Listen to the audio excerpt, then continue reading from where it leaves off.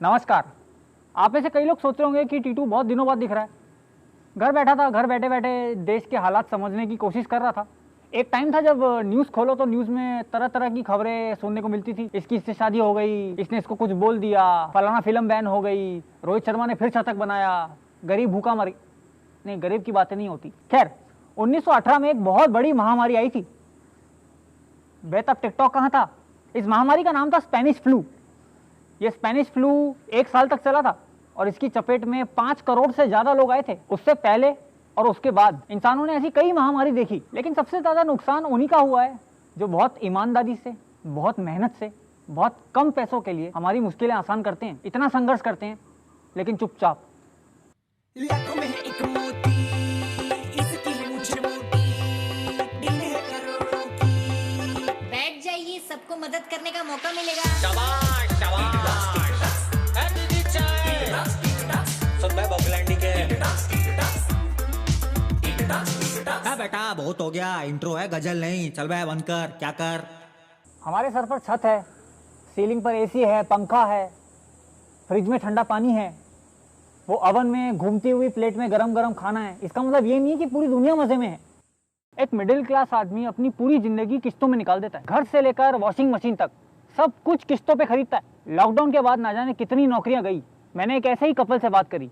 मैं बिजली का काम करता है, ये कोटी में काम करते हैं। अच्छा, तो आप मतलब कोई सोसाइटी में? हाँ, सोसाइटी में। सोसाइटी में। अच्छा, तो लॉकडाउन जब हुआ तब आपको पता था, आपको अंदाजा था कि इतना भयानक हो जाएगा? नहीं, नहीं, इतना भयानक पता हो- नहीं था जो इतना भयंकर होगा। तो लॉकडाउन के बाद कैसा फर्क आया काम में? आपके क्या काम में कुछ फर्क आया ज्यादा? काम में तो काम उसी दिन से बंद कर दिया। वो हमारा ठेकेदार भी ऐसे ही ठेकेदार की तरफ से काम करते, वो ठेकेदार भी मना कर दिया, बोला घर वर चले जाओ। अब घर जाने का कोई साधन ही नहीं था, मैं फंस गया। मेरा घर पे पैसे देने वाला कोई नहीं है, मैं कैसे जाऊं? तो टोटल कितने परिवार में कितने लोग हैं? यहाँ तो मान परिवार में लो हम 2 बच्चा हाँ। और हम दोनों। तो दीदी, जो आपकी सोसाइटी है, जहाँ आप काम करते हो, आप कितने घरों में काम करते हो? वहाँ 5 घरों में। 5 घरों में। ऐसे वो लोग फोन भी नहीं करता है, कोई कोई तो मदद फिर भी किया, और कोई तो मान लो फोन भी नहीं रिसीव करता है, फोन देख के तुरंत कर देता है। आप जल्दी से आप लोग कुछ करिए, हम लोग अच्छे से गाँव पहुँच जाए, बस इतना। कुछ दिन पहले सुन रहा हूँ मजदूर को घर जाने के लिए राजनीति चालू हो गया। हम लोग जाएंगे तो कैसे जाए घर? 3-4 बार फॉर्म भी भरा यहाँ थाने में। बहुत कुछ किया, अभी तक कुछ खबर अभी नहीं कुछ है। पता ही नहीं है कि हम घर जा पाएंगे या नहीं जा पाएंगे। जब भी फोन करते हैं घर, मम्मी पापा रोने लगता है, कुछ भी करो कैसे भी करके घर आ जाओ। तो आपने ये कोशिश नहीं की कि आप जहाँ काम करते हैं आप उनको बोल दें कि अरे? उनको बोला था, वो एकदम मना कर दिया, बोला अभी लॉकडाउन में घर जाओ, घर से आओ, फिर उसके बाद जो भी कुछ होगा वही। घर कैसे चले जाएं? खाने पीने वो का घर पैसे नहीं आप देता है, जैसे फोन जाना ही है नहीं जाओ। देता है, तो कैसे क्या करेंगे? क्योंकि रूम किराया भी देना है। अभी तो चलो रूम वाला अच्छा है, हमें निकाल नहीं दिया है। गया। अभी फिर से अगर लॉकडाउन हो जाएगा तो फिर हम पता नहीं क्या हो जाएंगे। क्या हो जाएंगे कुछ पता हमारा नहीं। कोई ठीक नहीं है। अब तो हमें अगर लॉकडाउन कोई में जितना चलने का वो था नहीं सब पहुंचाने कुछ का, किया। सहायता नहीं करेगा घर पहुंचाने का, तो फिर हमारा ऐसे सिंगल वाला होता तो पैदल के चली जाओ। बच्चा छोटा छोटा बच्चों को दूर लेके का कैसे रास्ता है, जाए? घर- हमारा तो घर भी सफर भी नहीं बहुत निकल दूर सकते। का है, 3 दिन का सफर है हमारा। और तो ठीक से आप बच्चों को कैसे मनाते हो जब वो कहते हैं कि मुझे ये खाना है वो खाना है? अब क्या करेंगे, ऐसे मजबूरी में तो करना ही पड़ेगा। एक थैली अगर दूध ला के वही पूरा दिन पानी यानी मिला के बच्चों को देना पड़ता है। अभी तो बच्चों को रोकना पड़ेगा। हम लोग अगर कुछ वो करेंगे तो चल जाएगा, बच्चा लोग तो नहीं। पूरा दिन रोते रहेगा, मम्मी बिस्किट दे, मम्मी दूध दे, मम्मी ये दे, मम्मी खाने के लिए पैसा दे। बच्चों को हर साल में नया कपड़ा वपड़ा देना पड़ता है। इस बार तो ऐसे हालत हो गया, अमन कुछ नहीं, खाने का पैसा नहीं मिली तो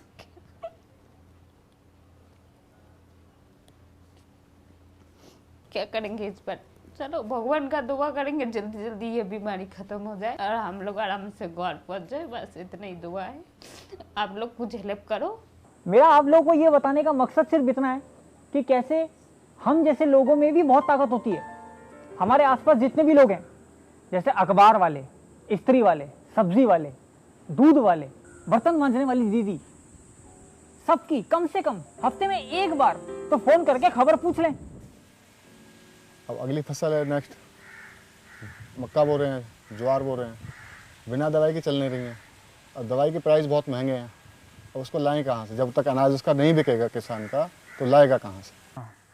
तो अभी ये बीच में ओले पड़े थे, बारिश हुई थी, यस, तो क्या उसमें बहुत नुकसान हुआ है। दोबारा से सब जो बोया है वो सब खत्म, जुतवाना पड़ेगा खेत में, और दोबारा से बीज लाना है, खाद लाना है। तो ऐसी स्थिति में कोई साथ दे रहा है आपका? नहीं, कहीं मार्केट बाजार कहीं कुछ लेने जाते हैं तो फिर पुलिस वाले आके रोक लेते हैं। टीवी पे अब किसानों की चर्चा होने लगी है, हाँ, लेकिन आपको लग रहा है ना कि ये सिर्फ चर्चा ही है? हमें तो यही लग रहा है, जब कोई हेल्प नहीं मिल रही किसी चीज़ की, क्योंकि एसी वाले कमरे में बैठ के कोई चर्चा करता है तो वो वहीं तक रह वो जाती वहीं है। तक रह जाती है। भाई किसान तो बाहर है ना, वो तो धूप झेल रहा है, गर्मी झेल रहा है। अब एसी वाले क्या जाने उसको कितनी गर्मी लग रही है। सबसे ज़्यादा पीड़ित जो किसान ही है, क्योंकि भाई किसान ज़्यादा अंदर ऊपर तक तो जाता नहीं, वो ज़्यादा से ज़्यादा जाएगा बस अपने मार्केट, जहाँ अपनी उसकी सोसाइटी तहसील है वहाँ तक जाएगा। जो मजदूरी है वो तक नहीं निकल पाती है, मिल नहीं पाती है उसकी। इतनी मेहनत किसान करता है, और इतनी मेहनत अगर सब करें तो हमारा देश तो बहुत ऊपर जाएगा। दिमाग में सोचना ये चाहिए कि भाई अगले आदमी को प्रॉब्लम है, तो उसकी कोई भी प्रॉब्लम है तो उसको थोड़ा बहुत, भाई सारी सॉल्व नहीं कर सकते तो थोड़ी सी तो कर सकते आप ही तो बता रहे थे इधर जियो का टावर लगा है।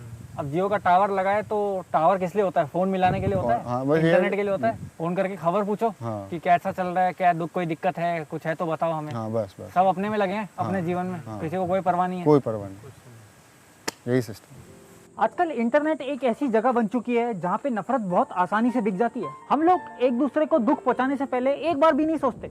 अभी ये कुछ दिनों से हम लोग सुन ही रहे हैं और बोल भी रहे हैं, छक्का, हिजड़ा, यूं कर रहे हैं ना। हम देखते हैं इंटरनेट पे और रियल लाइफ में जिनको इतनी गालियां पड़ रही है, लॉकडाउन में उन पे क्या बीत रही है। अब लॉकडाउन है तो हमारे पास राशन की दिक्कत है। दिल्ली सरकार की योजना है कि आपको सरकारी स्कूल में जाइए, आपको खाना मिलेगा। तो मैं अगर इस लिहाज में सरकारी स्कूल की जाके लाइन में लगती हूँ तो सबकी नजरें मेरी तरफ होती है, और सब ये देखते हैं अरे हिजड़े भी लाइन में लगे हुए हैं, तुम्हें क्या जरूरत है लाइन में लगने की। सबका व्यवहार, सबका नजरिया, सबकी सोच एक अलग सी हो जाती है, और सब दूर दूर हटके खड़े होने लगते हैं, जबकि वो तो खाने की लाइन है। अगर भूख आपको लगती है तो भूख मुझे भी लगती है। क्योंकि आज तक बॉलीवुड में ट्रांसजेंडर कम्युनिटी को अजीब ही एक थोड़ा मजाक के तौर पे दिखाया जाता है, ट्रांसजेंडर को सीरियसली नहीं दिखाया जाता है। ये बदलाव उनकी सोच से आएगा कि शायद उनकी सोच ऐसी है कि हम अगर हैं तो हम एक कार्टून है, तो हमें कार्टून के दौर पे वो दिखाते हैं, मजाक के दौर पे वो दिखाते हैं, कभी सीरियसली नहीं दिखाते कि ट्रांस हैं तो होने दो, कोई बात नहीं। अभी तक जो मदद आई है वो हमें अलग अलग एनजीओ सेक्टर से आई है। मैं जैसे इंटरनेट पे देखता हूँ कि बहुत से जो आज के जिसको मिलेनियल कहते हैं बच्चे, ये सब बच्चे अंग्रेजी फिल्में, हॉलीवुड की फिल्में देख देख के उनका थोड़ा सा, मुझे ऐसा लगता है कि उनका माइंडसेट चेंज हुआ है। लड़के लड़कियां कॉलेजों में उनको प्रपोजल मिलता है बनाने के लिए, अगर उनको ट्रांस का मिल गया तो वो हमारे पास आते हैं कि हमें आपकी स्टोरी आगे तक पहुंचानी है, आप कैसी लाइफ जीते हो, आप क्या क्या फेस करते हो। तो वो स्टोरी जब तक उनकी कंप्लीट होती है, जब तक उनका और हमारा रिश्ता रहता है। जैसे वो स्टोरी कंप्लीट हो जाती है उसके बाद में वो कहाँ और हम कहाँ। लेकिन अभी जो हमसे जुड़े हुए हैं, जो नई जनरेशन की आप बात कर रहे हो, कम से कम वो तो हमारे लिए आगे आते। कोई भाई कोई बहन तो हमारे लिए राशन लेके आती कि कोई बात नहीं, मैं आपके वहां पे आई थी और मैंने देखा था कि आपके यहाँ पे ऐसे ऐसे ट्रांसजेंडर है जो कि रोज के 100, 200, 10, 5 रुपए रोज के कमाते हैं, शायद उनके पास खाना ना हो, ये हम आपको डोनेशन दे रहे हैं, या ये हम उनके लिए लेके आए हैं, प्लीज हमारे साथ चलिए, हम उन तक देना चाहते हैं, या मैं आपके लिए लेके आया हूँ या लेके आई हूँ, आप प्लीज ये रख लीजिए। हमें कितनी खुशी होती। तो सोच वहां पे लगता कि चेंज हुई है। तो जितने भी बच्चे देख रहे हैं वो तो हम लोग अभी ये इतने टाइम से सुनते ही आ रहे हैं, सोशल डिस्टेंसिंग, फिजिकल डिस्टेंसिंग। लेकिन इन लोगों के साथ फिजिकल डिस्टेंसिंग ना जाने कितने सालों से चली आ रही है। लॉकडाउन खत्म हो तो थोड़ी सद्बुद्धि लाओ और इनके साथ फिजिकल डिस्टेंसिंग खत्म करो। अगर आपके साथ बैठ रहे हैं तो उठ के मत जाओ, अगर आपसे बात कर रहे हैं तो घिन मत खाओ। बहुत माहौल खराब। मुझे शाहरुख खान बहुत पसंद है। कौन सा गाना शाहरुख खान का? सूरज हुआ मध्यम। चलो 1 2 3 4। सूरज हुआ मध्यम, चांद ढलने लगा, आसमां ये हाय क्यों पिघलने लगा, मैं ठहरा रही जमीन चलने लगी। तक तक तक तक तक। ये जो हमारे अगले मेहमान हैं, इनकी वजह से हमारे शरीर में कैल्शियम की कमी बिल्कुल नहीं आती। बनारस जाना चाहते थे अपने बीवी के पास, अपने परिवार के पास, लेकिन लॉकडाउन के चलते गांव क्यों जाना चाहते हैं आप लोग? इतने सारे लोग मैं देख रहा हूँ बाहर सब लोग गांव जाना चाहते हैं, क्यों जाना चाहते हैं? भैया मजबूरी है, कैसे कि हम लोग इतना दिन का यहाँ पर समय दिए हैं, बहुत ज़्यादा दिन से रह रहे हैं और खाने पीने का कोई बहुत किल्लत हो रही है। रूम किराया देना है, ज़मीन का रेंट देना है, हम दूर से आके यहाँ गाय पाले हैं। अब इनका पेट भरें कि अपना पेट भरें, मजबूरी है, इसलिए जाना पड़ रहा है भैया। नहीं सर, ऐसे तो हम दूध तो कॉलोनी में ऐसे बांटते हैं। हाँ। लेकिन सारा चीज़ बंद होने से ऐसे दूध नुकसान हो जा रहा है, कभी गिराना पड़ रहा है, कभी कहीं सेलिंग हो जाता है, कोई दूधिया ले लेता है। जो आम जनता है वो क्या कहती है, वो उनको दूध चाहिए नहीं चाहिए क्या? वो तो चाहते हैं लेने के लिए, लेकिन अंदर जाने में दिक्कत है। जैसे कोई अंदर कॉलोनी में है, कहीं कोई फंसा है। हाँ। तो पुलिस वाले रोक रहे हैं, फिर उसके बाद रोड पे भी निकलना मुश्किल हो जा रहा है। पास वगैरह की दिक्कत है, तो पास हम पे है नहीं। तो आप जिन लोगों को दूध देते हो, ए गाय हाथ लगा लूं? हाँ लगा लीजिए, कोई नहीं। वो सांस ले रही है बहुत गहरी। अबे भाई, कुछ ये लॉकडाउन से पहले तो जनता लेती थी दूध आपसे, लॉकडाउन के बाद व्यवहार बदला है या वैसा ही एकदम? नहीं, बहुत बदल गया भैया। पहले तो हम लोगों को दूध देते थे, जैसे 2-4 लोग हमारा डेली का कस्टमर थे। हाँ। वो सब लेते थे, लेकिन अब उनका व्यवहार एकदम से बदल गया। जैसे दूध सैनिटाइजर वो सब हम अच्छा से सुरक्षा से ले जाते हैं, ग्लव्स मास्क लगा के, तब भी वो लेना नहीं चाहते हैं। हाँ। और ले भी लेते, कोई 1-2 कस्टमर अपना रेगुलर का है, ले लेते हैं, तो पेमेंट में गड़बड़ कर रहे हैं। बोलते हैं कि आगे से पेमेंट आएगा तो पेमेंट करेंगे।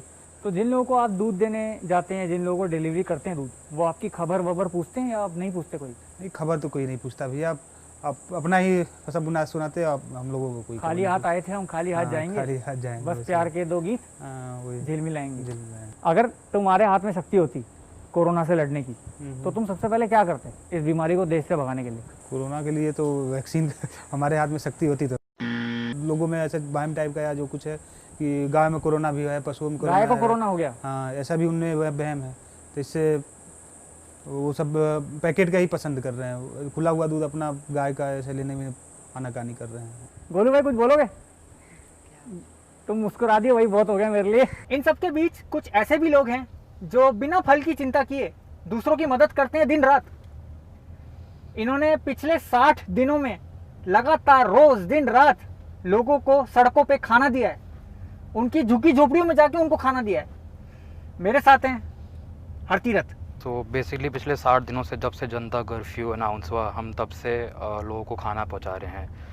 हमने देखा कि हर कोई पैसा मांग रहा है, तो हम कुछ डिफरेंट करते हैं, हम लोगों से रोटियां मांगेंगे। हर कोई अपने लिए 4 रोटी घर पे बना ही रहे, तो अगर वो 10 रोटी एक्स्ट्रा भी बनाएगा तो वो इजीली कर सकते हैं। तो हर परिवार से हम 10-10 रोटी उठाते हैं। हमने शुरू किया था ये 100 परिवारों से। आज हमारे साथ 1500 परिवार हैं, जो कि कुल मिला के हमें 15,000 रोटियाँ शाम तक देते हैं। तो ये रोटियाँ हम खुद उनके घर से इकट्ठी करके हम शाम को झुग्गी झोपड़ी में जाके देते हैं, जहाँ पे खाना नहीं पहुँच रहा। फिर ये तो है जो हम झुग्गियों में खाना देते हैं। कई लोग अपने घर वापस जा रहे हैं, कई वेस्ट बंगाल जा रहे हैं 1600 किलोमीटर चल के, कई लोग पंजाब से मानेसर तक जा रहे हैं, अलग अलग जगहों पे लोग अपने घर जा रहे हैं। एंड हमने 42,000 किलोज फ्रूट्स भी बांटा है। एंड डिफरेंट हम रोज़ मील्स अपनी चेंज करते हैं। तो एक दिन राजमा चावल, एक दिन छोले चावल। जो हम मीडिया में देख रहे हैं, it's not even 1% to be honest. तो जैसे हम रात को 12 बजे KMP एक्सप्रेसवे पे थे, तो कई लोग यूपी की खोसी बॉर्डर पे जा रहे थे। तो सूटकेस में जो हम एयरपोर्ट में ड्रैग करके लेके जाते हैं, उसी सूटकेस के ऊपर एक बच्चा लटका हुआ है, क्योंकि वो थक गया है काफ़ी। ना उसको पानी मिला 4 दिन से, ना उसको खाना मिला है। 9 महीने की प्रेग्नेंट लेडी, ना उसके पास दूध है, ना उसके पास पानी है, ना उसके पास खाना है। आपको कोई दूर जाने की ज़रूरत भी नहीं है, अपने घर के आसपास ही देख लीजिए, आपको बहुत डेली वेज वर्कर्स जो दिहाड़ी पे काम करते हैं वो मिल जाएंगे। तो अगर हम इन्हीं का पेट भर दें, so we can easily win the battle over corona. वैसे तो मैं ये सब करता नहीं, लेकिन अगर समझ आया तो इस वीडियो पे 5 मिलियन लाइक कर देना और शेयर जरूर करना, क्योंकि जितने शेयर करोगे उतने व्यूज़ मिलेंगे। और इस वीडियो का जितना भी पैसा है वो मैं अलग अलग जगह, वेरीफाइड जगहों पे डोनेट कर दूंगा। अब तुम्हारे हाथ में है भाई, तुम्हें लड़ाई देखनी है लड़ाई देख लो। वैसे सड़कों पे भी लड़ाई चल रही है, पेट भरने की लड़ाई, जिंदा रहने की लड़ाई और अपने घर पहुंचने की लड़ाई। बैठ जाइए, सबको मदद करने का मौका मिलेगा। शाबाश शाबाश।